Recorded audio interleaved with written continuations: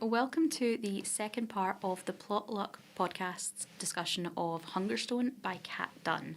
I'm Louise and I have a YouTube channel over at Foxes and Fairy Tales.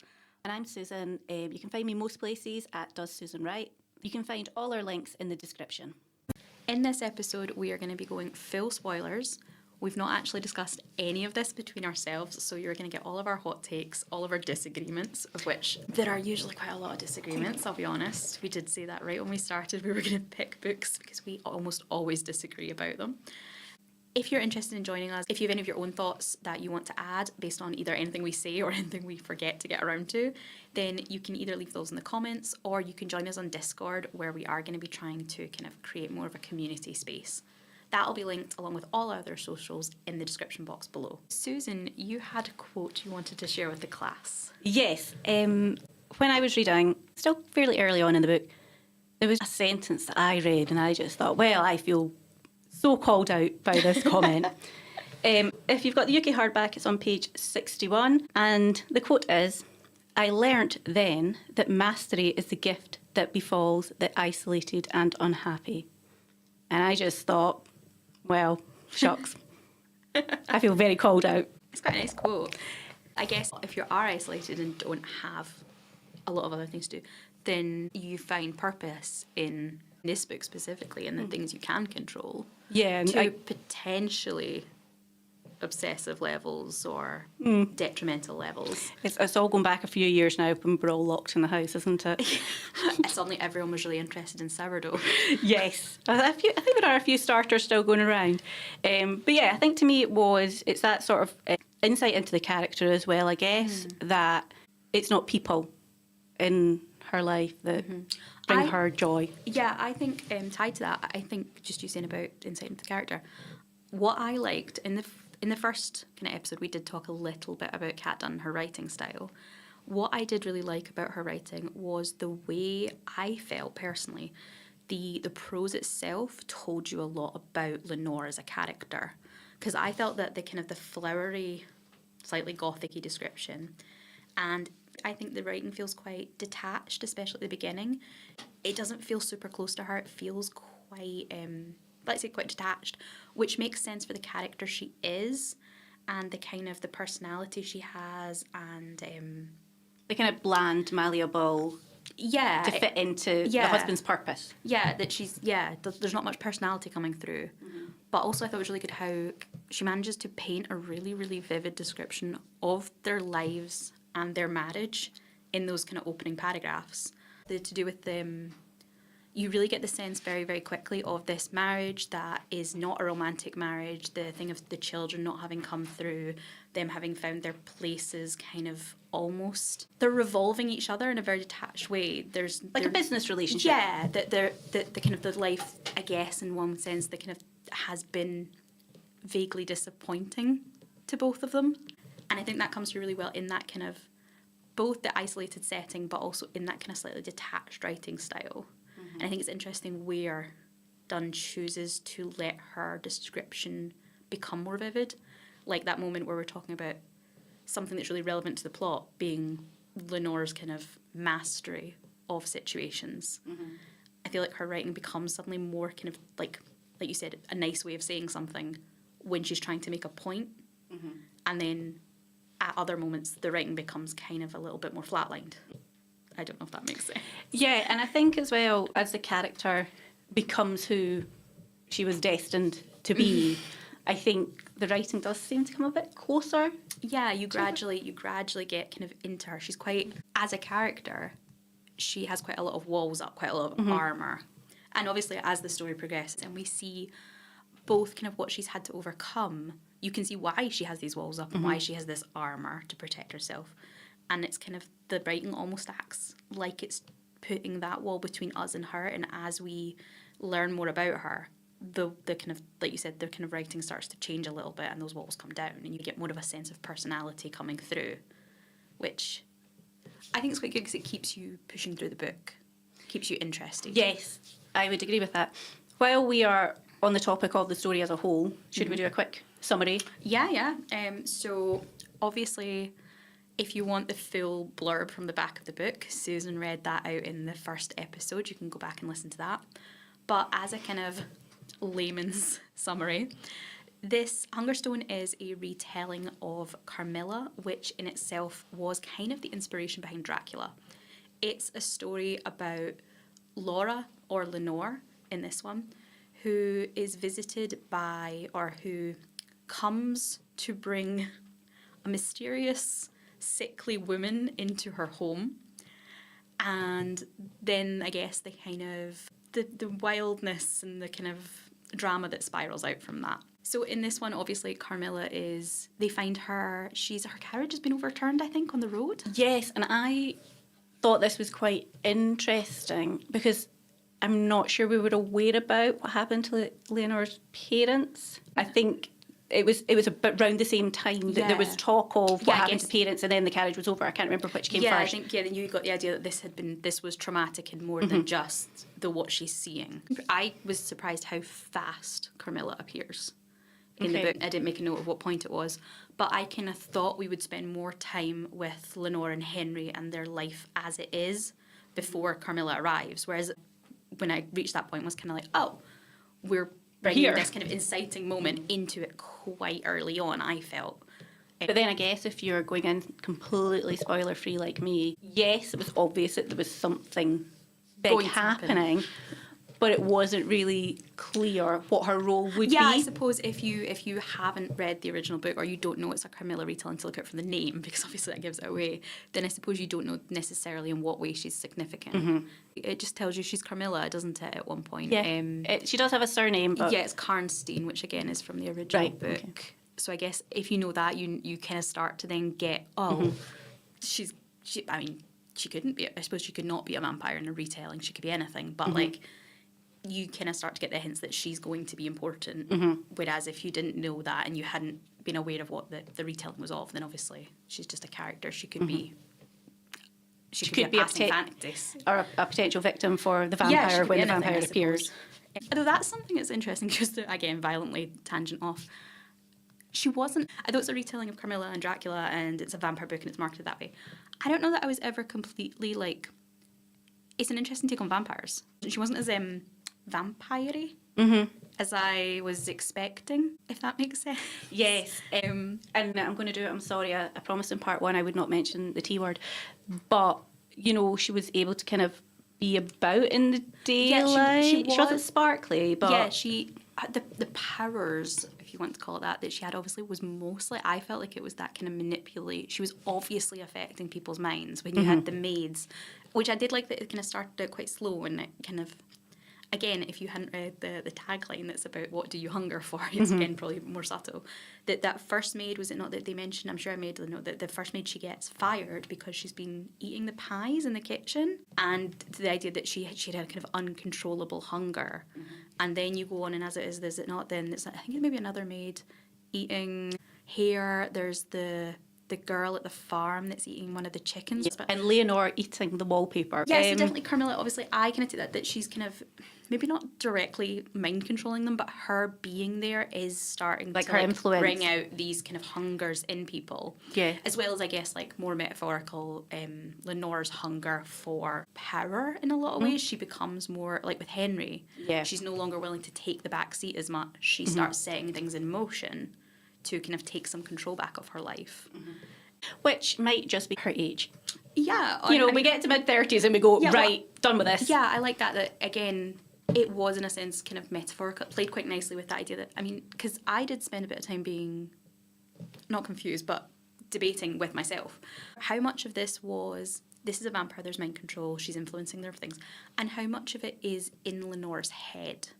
How much of it is that she's seeing what she wants to see and she's maybe putting these things onto Carmilla, where there is these strange events she sees. Are they because Carmilla's controlling it, or does she think Carmilla's controlling it because she's slightly spiralling, or... I guess it's the change of scenery as well. Yeah, the different perspectives. Kind of, I think it did quite a good job of keeping you slightly in the dark for quite a long time of how much is perception. Especially one of the things very much I was debating right through the book was were Henry and Cora having an affair? And how much of what Lenore sees that she's suspicious of is genuinely happening the way she sees it? And whether or not they are, or like if they're not having an affair and this is Lenore's interpretation, is it Lenore interpreting it, or is it Carmilla affecting Lenore's interpretation? Like, I quite liked how nebulous all that was for quite a lot of time. You could come at it from different angles, and how much of it you think is kind of mental and how much is supernatural. Yeah, they were. Because I was debating it for quite a while, because I thought you could put that on, that's kind of, again, Lenore slightly spiralling off. So my take on that is, obviously, Lenore is not producing the heir. They've been married for whatever, so she's basically elderly at this point by the times standards. And obviously the younger person coming in who's not See, accepting proposals. I may be harsher on Henry than you there, because I wouldn't even have been like, oh, it's to do with heirs and things. I thought it was just she's shiny and she's new and she's biddable and she flatters his ego. I don't even know there's as much thought as wanting an heir. I mean, he definitely holds that against Lenore, but I don't think he's thinking as far through as that. I think it's more just like an older man being charmed by the attentions of a younger woman. Potentially, but I think to men who have that sort of personality, and obviously he's got his northern twang, he's trying to fit into high society and he's had to marry in. And Cora is unquestionably part of that society, whereas Lenore, there's a wee bit of... Lenore's interesting because she's very much part of that high society, but because of her upbringing, she's quite impoverished. So they had that with that thing of them kind of almost coming to, like you said earlier about a business deal, their marriage, right from the start, it's not a love match. They're both very clear very about pragmatic that. about it. She's marrying him because for the money. The money, but also she wants out of her aunt's house? Yeah, so it's security. Yeah, which I also was interesting that you see as, again, the book progresses, she starts off when you describe that aunt. The aunt she's neglectful, borderline abusive. She's, she wants out desperately. As the book goes on, I don't know that it's Lenore coming to a realisation. I think she already knew, but she starts to accept what she's known, where she starts to see that aunt through a slightly different angle. And she kind of says something, I'm sure, that, I can't remember the aunt's name, but she says, like, she knew what Henry was. And, like, that she becomes aware that, like, she went from kind of the frying pan into the fire. And she thinks that the aunt was aware of that, but couldn't stop her. And you start to kind of maybe get a different picture of the dynamic between them. Yeah. And I think that was interesting. And like you said, that Henry's not exactly of her world either. They're both, in a sense, getting something from each other. And they're both, it's like the synergy when they come together, they have all the parts necessary. Yeah, to succeed in this particular moment in time, which is, again, why it's interesting that Carmilla, the story, has been taken to this particular historical point where you have this kind of industrial revolution happening. You have a lot of societal upheaval. You've got the chance for someone like Henry to move up in the world, even though he's new money, in a way that previously he might not have had that chance. It's a time period with a lot of movement in it, and it probably is a great time for setting kind of supernatural stories in a time period where you have a lot of movement, because everything is up for grabs. You can have these things and people don't have the kind of folk history and the experience in an area to know what's normal and what's not normal. Well, I think that's the thing, isn't it? With the Industrial Revolution, so many people moved to the cities, so communities were new. Well, cause, I'm sure that talks about that at one point, does it not? Lenore being kind of the outcast in the town that's the nearest town. She goes through, I think it's when she spots Cora and Henry for the first time, maybe having a little tete-a-tete. And there's the idea that she doesn't belong in that town. She doesn't feel part of it. She doesn't know the way it works. Yes.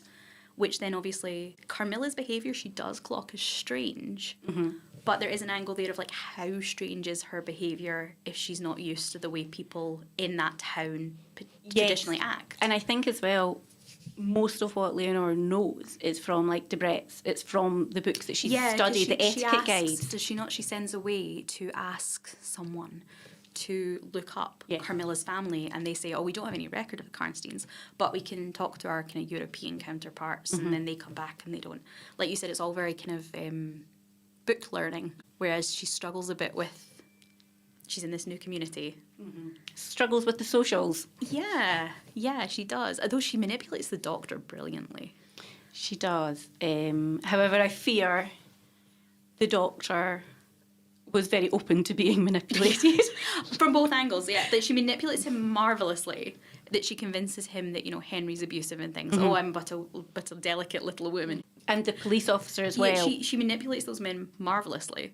What I did like, though, is it kind of doesn't matter. They buy her lies. They absolutely believe, oh, she's being abused. And then they kind of turn around and go, yeah, but Henry has money. So we're kind of, they believe her manipulation. It just doesn't actually They don't really help her. care. Yeah. It's more important that Henry gives them money. That it's not that she doesn't manipulate them correctly into thinking what she wants them to think. It's just that she assumes that will make a difference. Which, again, maybe says bit of naivety something. there. Yeah, that she kind of assumes it would be enough. And then... However, I do think, and we're kind of skipping towards the end now, where she listens to her hunger and takes a chunk out of Henry's neck. I love that. But I think that kind of manipulation of men worked really well in that situation because the men were all like, well, of course she didn't do that. Of course it's his out-of-control dogs. He's a ruffian. That was really nicely set up as well. The idea that he wanted those hunting dogs because it was a status symbol. And someone had put in it that he'd bought the wrong type of dogs or the wrong type, was it the wrong type of horse? Whatever, the kind of the hunting aspect. He wants this hunting lodge. He wants her to put on this perfect hunting party. But he actually doesn't understand the right breeds he should be buying because he's not part of that world. He fails at the first step and then blames his wife. Yeah. And then, her being able to then turn around and everyone, they kind of close ranks. And it's an interesting thing of the way sometimes different prejudices go up against other ones. That, for instance... Yes, she's a woman, and for most of this thing, we have the thing of men siding with each other. You have the doctor and the police, men siding with each other over women. But at that moment, you realise that actually, social class, in a lot of ways, is as, if not more important than sexism. It's like she's one of us. Yeah, at that point, it becomes not a men versus women, but it very much is that, again, the social... The closing ranks. ranks. They close ranks on him, and they go... He doesn't belong here anyway. Of course he wouldn't know what he's doing. Of course his dogs are wild and out of control. Poor Lenore, she's been with that idiot. She's been trying to bring him up. She's done a good charitable thing, but it's for the best really that he's died horrifically. She's now can be a nice wealthy widow and one of us can get in there kind of thing. Yeah. Again, it was really interesting to see the way they flipped from it being men versus women very, very quickly as soon as it was an option for them to be marrying the wealthy heiress. They kind of were suddenly he was never one of us anyway. They very much were just if anything, my weekend's hunting has been ruined. Yes. And that's what we should be concerned about here. However, I will be dining out on this story for the next decade. Yeah, I just thought it was really interesting. Again, that kind of different prejudices that I think it would have been disservice if social class wasn't something that was really looked at because, again, the setting, the Industrial Revolution, the social class issue was a really big part of it. I think it was, and I think the author used that at the end cleverly to form so much of Henry's character. Yes. That his absolute... his striving and him not feeling good enough. It's sort of inferiority complex. Yeah, and I mean, why she's there to make him look good. And then as it all kind of starts to crumble around him, he then spirals off to Cora and to kind of being poisoning her. Yeah, so it was like sweets, and instead of sugar, he was putting arsenic on them. Yeah, that he's obviously decided to get rid of her. He has decided to get rid of her. That she's no longer worth what she brings to the marriage. Something I thought was quite interesting about the poisoning was there were a couple of times that maybe the staff thought she might be pregnant. Because she was vomiting after every meal, she was lethargic, she was tired, the kind of purple beneath her eyes, and that fatigue, which is quite often signs of early pregnancy. And I just thought that was really interesting that one of the main reasons, in my opinion, he wanted to get rid of her was the lack of the heir. Yet the illness, the poisoning, made people think that an heir was coming. Whether it was intentional or not, I don't know. But I just thought it was really quite interesting that was the sort of impact of him trying to get rid of her. It was almost getting other people's hopes up. On a related note that I found quite interesting was opening. Immediately, the story opens with Lenore getting her period, which is quite a bold opening for a book when you don't know the character, I would say. And like I say, I thought that also told you so much about their marriage really quickly, because it tells you how it's not a disappointment to her at this stage. They've got past the stage in the marriage where she's hoping for a baby. It's just a part of life.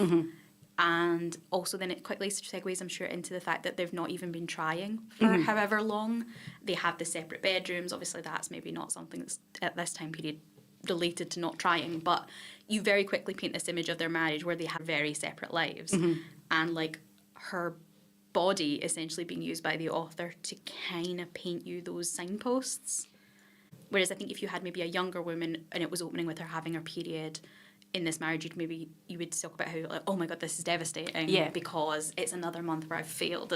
Whereas in this one, she just kind of goes, whatever. I think it was 10 years married, so you're talking like this is the 120th time. Yeah, she's not expecting anything. And when it says, you know, like you said about people thinking she's pregnant, and she's like, it's absolutely not the case. It's impossible. And like you said, obviously there's that then theme of the blood coming through very quickly, signposting this is going to be a, if you kind of know it's a vampire book, there's a nice like it's going to be a bloody story. Yeah, is what it is. Kind of gets you in there really early with that. And then I think, you know, going through the next couple of chapters, I stopped paying attention, but there was like a sort of bloody incident, and you know, with the kind of carriage and her parents, the chicken, it hugely kind of wove its way through. It had a kind of nice level of violence without it being violence. Like the violence was in the acts themselves, which we didn't see. Yeah, we don't see an awful lot of action violence. Like what we do see violence wise isn't so much Carmilla's violence and these like bloody things. The violence we see is much more the kind of emotional and verbal abuse, psychological violence that between Lenore and Henry. Up to the point, obviously, that does escalate to physical violence, but it's not so much tied to kind of the blood and the hunger angle is almost distinct from that. It kind of sets Henry and Carmilla into different camps. That in one sense, yes, Carmilla's got all this like blood and that side of kind of gore and everything, but the actual violence comes through from him, and it's not blood and gore. Yeah, it's interesting, isn't it? It's like the human is actually the violent. Yeah, like I don't exactly know how to describe that, but like it's unexpected. The kind of the physical violence and the blood angle are almost distinct. I mean, poor Lenore, though, because you think about it, like, she has these two options set up for her, and both are kind of violent in their own way. Yeah. You have Henry, who I quite honestly was hoping would be eaten from the very start. And then you have Carmilla, who isn't exactly a fairy tale choice. I mean, obviously they come to a kind of understanding as the book goes along, and it's that kind of a relationship that is dark and is unhealthy, but it's also kind of, they're drawn together. Her romantic choices she's made, neither of them are like, they're both very poor. Yeah, they're neither one where you go, you know what, that's a winner. That's the one for you. That's someone that's going to treat you right. Both of the choices are a little bit questionable. However, you have to say she's a highly traumatised human in a time when it was kind of given the descriptions of her being at her aunt's house for the first night, and she's still got her mother's blood on her face. Yeah, really vivid. You kind of think, this is 24 hours later, or however long after. Is nobody giving this poor girl a cloth? Whereas now, obviously, we have such a better understanding of how trauma impacts. And the idea that she's just kind of shuffled off to the first available person and left there. Even if the person doesn't no agree up on that whatsoever. It's just that is where she's the next place that can look after her. So there she goes. Yeah. Like you say, whether she's wanted there or not. There's a lot in this. Yeah, I felt very much like, obviously, this is a Carmilla retelling. And from what I remember, the Carmilla book, she's not really the main character either. But in this one, for sure, I would say 100%, Lenore's your main character. She's the one that has the most depth. She's the most fleshed out. We're kind of in her head. Yeah, and she's got the most of a kind of journey to go on. I did like her as a character. I thought I liked her kind of pragmatism. I usually like characters that are a bit pragmatic, whether they're, when you would call it morally grey, like she does no problem about setting Henry up. I actually think I might have liked her more, though, if she'd been more complicit. Because we have that set up where the kind of the secret that ties them together. We have the mention of there's been something at a hunting party, the past hunting party, and how this one is the kind of the sequel hunting party, and we don't want this one to go wrong. And she holds something over him, and it takes a while for that to filter through what actually happened. I almost think I would have liked her more as a character if, when he shot that guy at the hunting party, she was more complicit in that and covering it up. Or if she had shot when, you know, if the other guy had attacked her husband and she shot him or something. And obviously, or even, you know, she stumbles upon them and Henry's done it, and she kind of then covers it up. But she kind of covers it up almost as a reflex. I would almost have liked if she'd put more thought into it. There was a little bit more of a kind of... I think as well, from her perspective, this is a secret that binds us, etc. But actually, he was trying to kill her. So if he'd been successful, it was irrelevant. Yeah. I think, like, especially tying that into, you have the secret of the hunting party, and you have this, again, secret or, like, kind of something that's bubbling through of what's happening in Henry's factories. I thought it would be slightly more interesting if she had been more aware of what was happening in the factories and was choosing to ignore it. For quite a lot of the book, she almost has this kind of denial element where, oh, Henry wouldn't do that. And you're like, have you met Henry? Henry would absolutely do that. Yeah. I would almost like for her to have known what was happening, and just, it would have, I think, as a person, it would have made her a worse person, but as a character, I think it might have made her more interesting if she did know, and she was having to maybe choose between that moral choice of supporting Henry in his business, knowing what it costs other people, what their lifestyle is costing other people. So, talking about the character of her journey, it made me think a little bit of Rebecca. Have you read Rebecca? I have read Rebecca. I'm not as big a fan as you are. So I've read Rebecca, but I don't know that I remember it as clearly as you probably do. So I read Rebecca at school. It was one of the texts, and then I went to see a stage performance of it. And then I read it again about 20 years later. It's for a book group, and you should see my copy. It is annotated because for the first third of it, I was raging. I was like, why did I like this book? What is wrong with me? Why did I like this character? There's something really, really wrong with me, because this is the blandest character I think I've ever come across in my life. I'm so annoyed with how she's behaving and how she's letting everybody kind of take advantage of her and treat her like she's not worthy of being there and not giving her her place. But then, if anybody has read Rebecca, that changes. And I kind of feel there was, at the beginning, I felt similar to Lenore. I was just kind of like, come on, get some gumption about you, girl. Yeah, she's kind of just keeping the peace. Perfect life from the outside. People would do all sorts to get this life. Let's just keep it like this. Yeah, I wonder how much as well that is, again, the time period and that kind of idea of being grateful for what you have, that she has, like you said, she feels like she can't really challenge what she has because they have everything that in theory she should want, apart from the children, which obviously is a point of contention. But from the outside, as you said, they have this very idyllic life where they've managed to combine her social kind of worth with his money, and what are you willing to overlook to maintain that status quo? So that's why I think I would have maybe liked if she'd cottoned on or had been more aware of the factories. I think it would have added an element to her character about what she's choosing.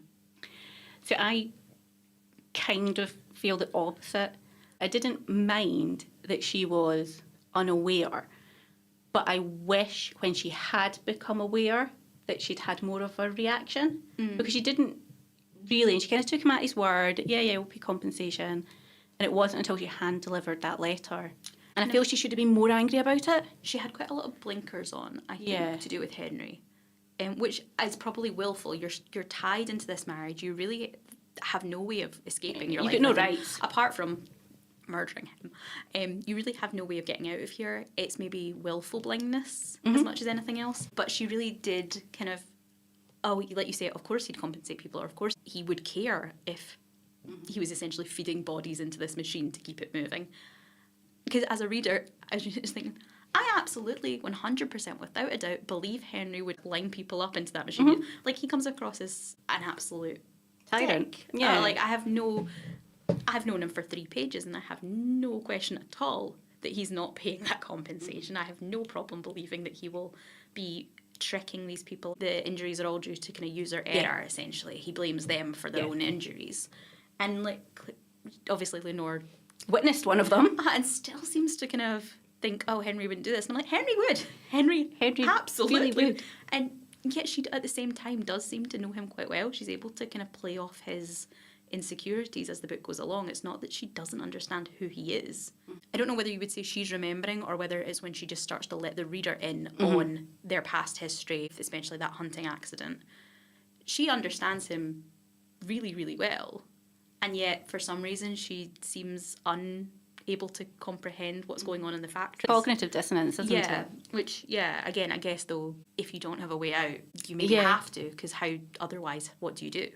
I guess, and it is that stereotype of the gentleman with two families, who lives a double life.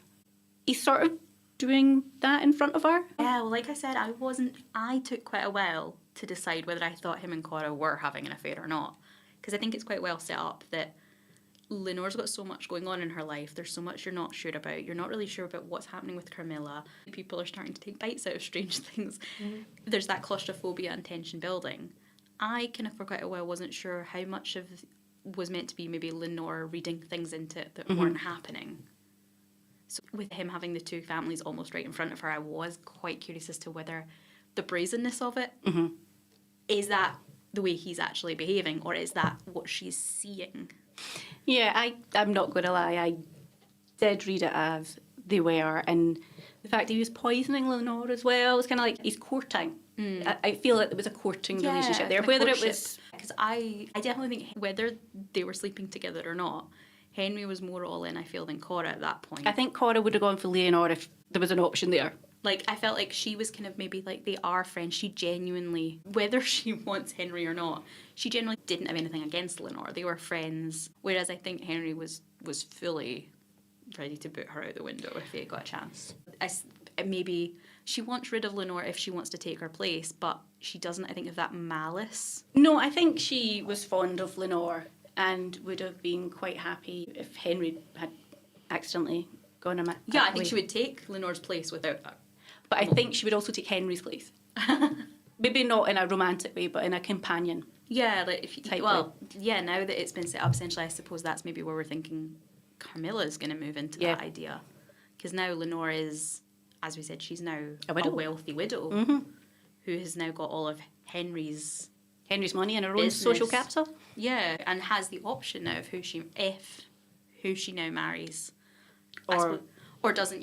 She can now post book bring her dear friend Carmilla, who her lady in waiting, or even just a companion, because Carmilla doesn't have any social ties. We point out that there's no register of her. The name that she set herself up with is someone vaguely from the continent that can't really be checked on. So you could just bring her in as she is my companion. Yep. And to whatever level they want to actually, whether, again, it's that thing of whether it's a sexual thing or not, because, again, vampire books, you start to go there, is it about that? Is it companionship? I think just going back, I thought it was interesting, Henry's gifts. So he's given the kind of jet necklace to Lenore and the diamonds to Cora. And I think that was a moment I was like, you don't accept a diamond necklace from someone that's not courting you. Like, it's not the done thing. It did seem a bit excessive as a thank you gift. And I don't think it was a thank you gift. I think it was I'm going to give you black necklace because you're going to die soon. And we'll replace you. Yeah, I mean, interestingly, obviously the jet would be for, like, morning wear. So whether that's intentional on Henry's part or whether it's just the aesthetic of the book. I mean, that ties it nicely. Again, obviously, how much is intentional and how much is if the author's been doing her research and is passionate about subjects. You have the link from Carmilla to Dracula, and then Dracula very much happens a lot in Whitby, which is really, really well known for its jet production.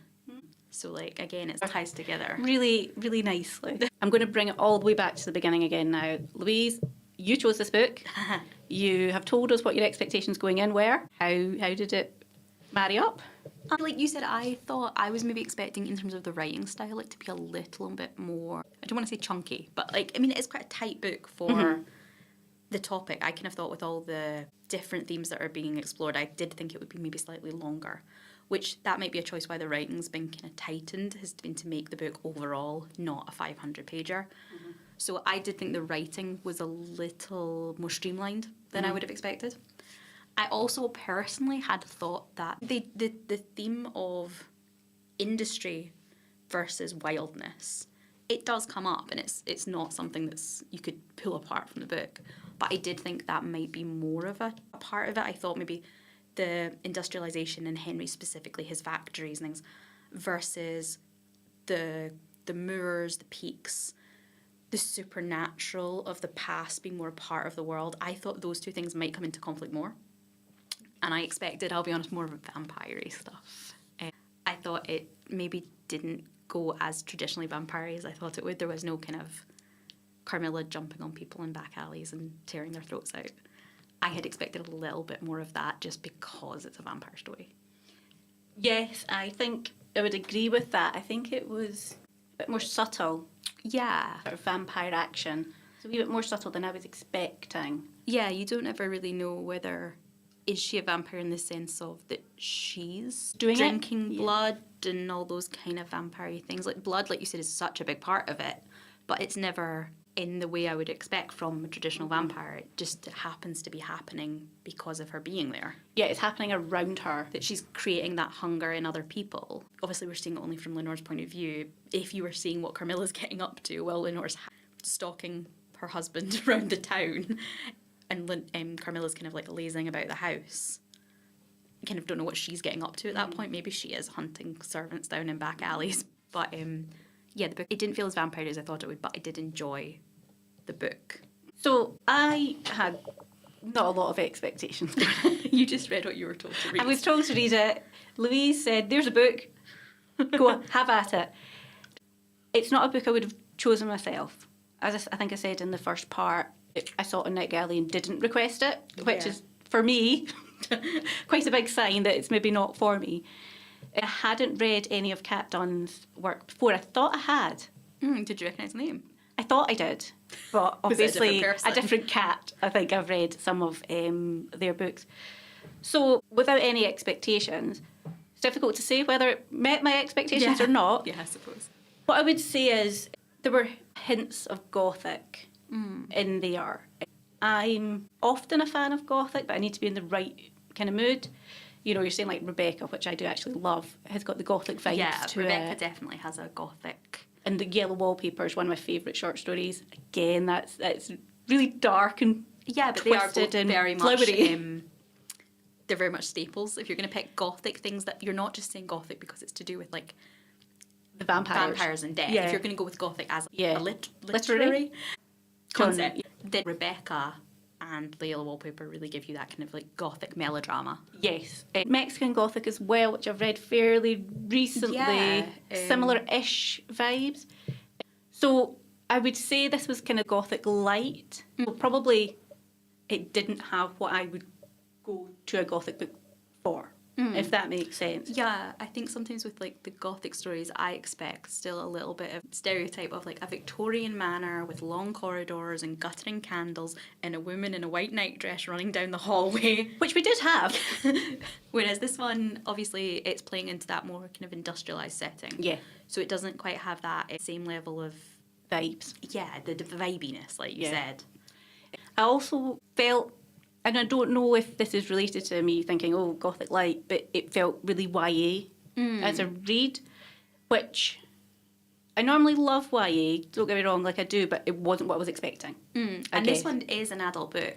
The publisher has decided it's an adult book, but also the comp titles are adult books, and a lot of the theming is very adult. Not in the sense of like adult as in violence, which obviously it is, but in the sense of that we're talking about things like bodies and affairs and that kind of middle age. Life has been a disappointment. They're 10 years married. It's not a YA story.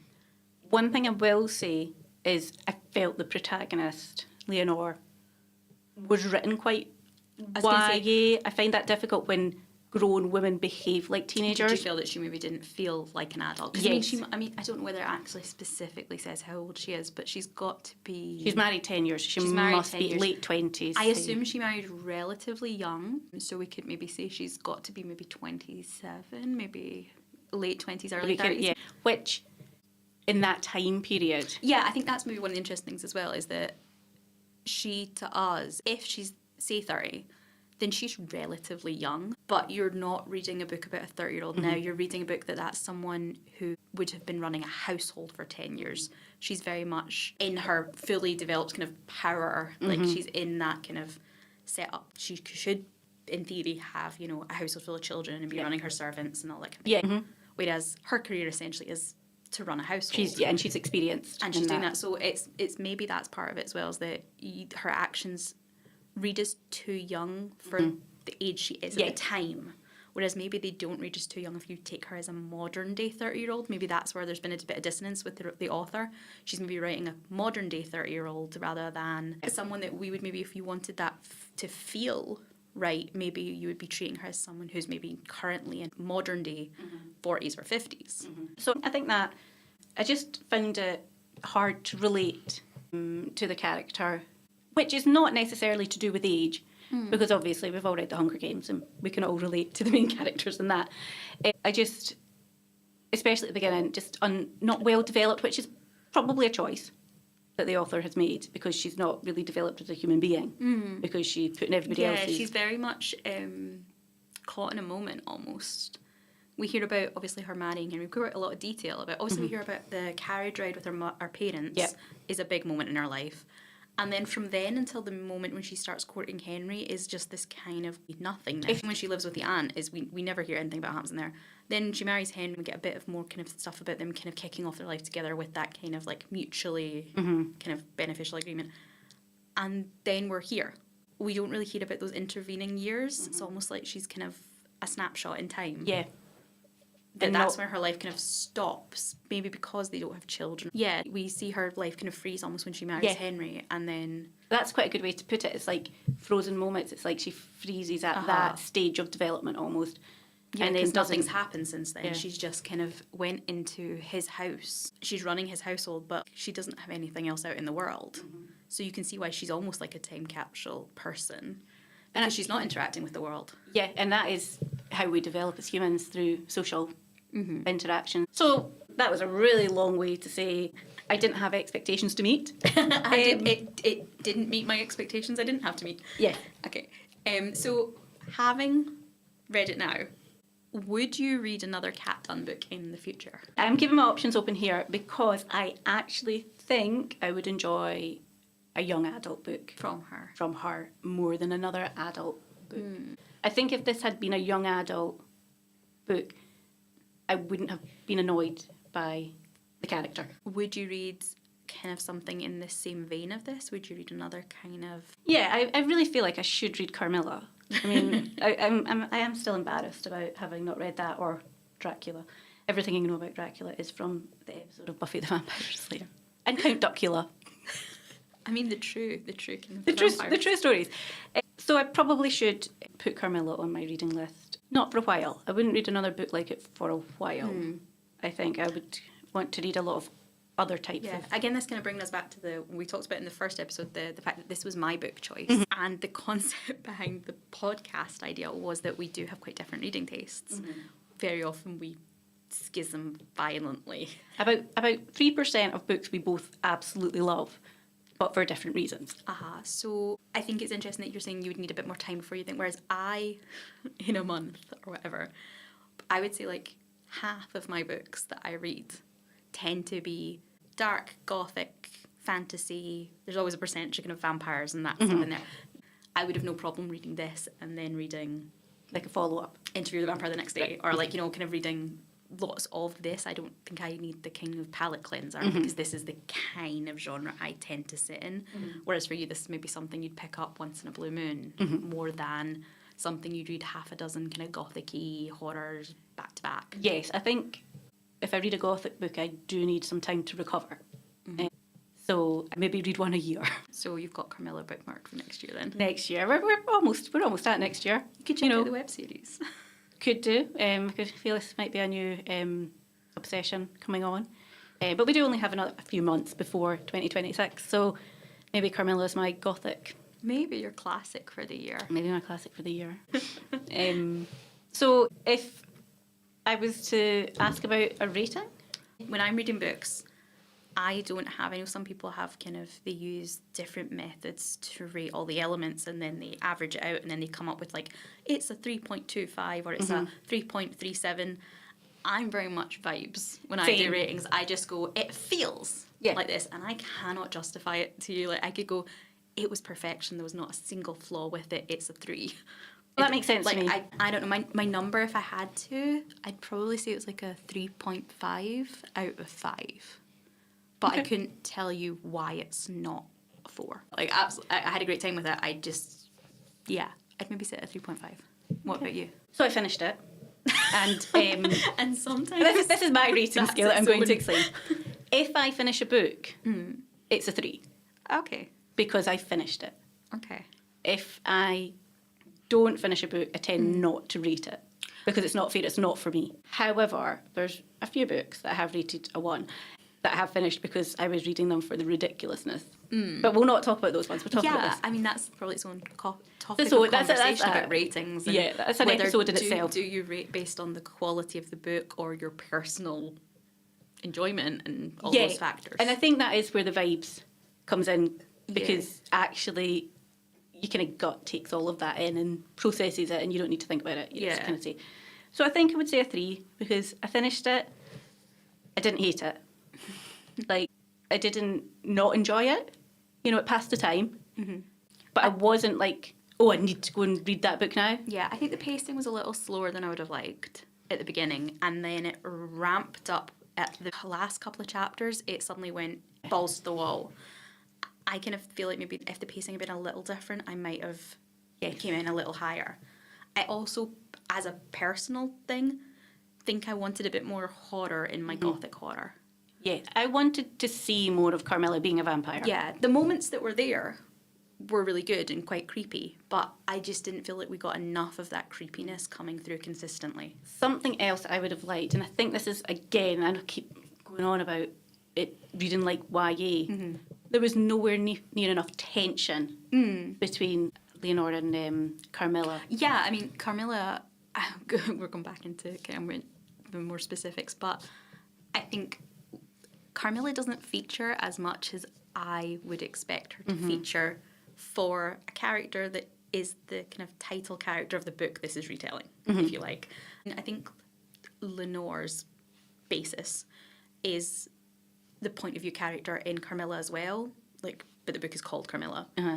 I wanted to see more of Carmilla in this, and like you say, I know it's a sapphic retelling, which, again, we were talking in the first episode about the different blurbs, and one of them using sapphic and one of them not.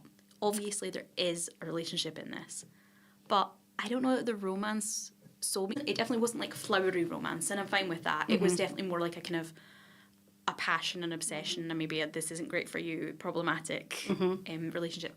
But I don't know that I was completely sold on the chemistry between Lenore and Carmilla. I wasn't as well. It was more like, you're not my husband. Yeah, even you could have took out the intimate scene. The intimate scene, and I really wouldn't have been aware that there was meant to be an attraction between them. An attraction in the sense of like Carmilla is compelling and fascinating to Lenore, and I suppose probably the other way around, though obviously it's harder to tell when you're not in her head. Yeah. But I don't think as a romantic or as a sapphic retelling, I don't know that I got that chemistry between the two characters coming through as strongly as to make it feel believably like these two are going off into the sunset together at the end. I don't know that I ever bought that. Yeah, and I don't know that the fact that it was a sapphic romance was all that relevant. Yeah, it's very much, I would say it's much more it's much more Lenore's story, and it's much more about maybe finding yourself.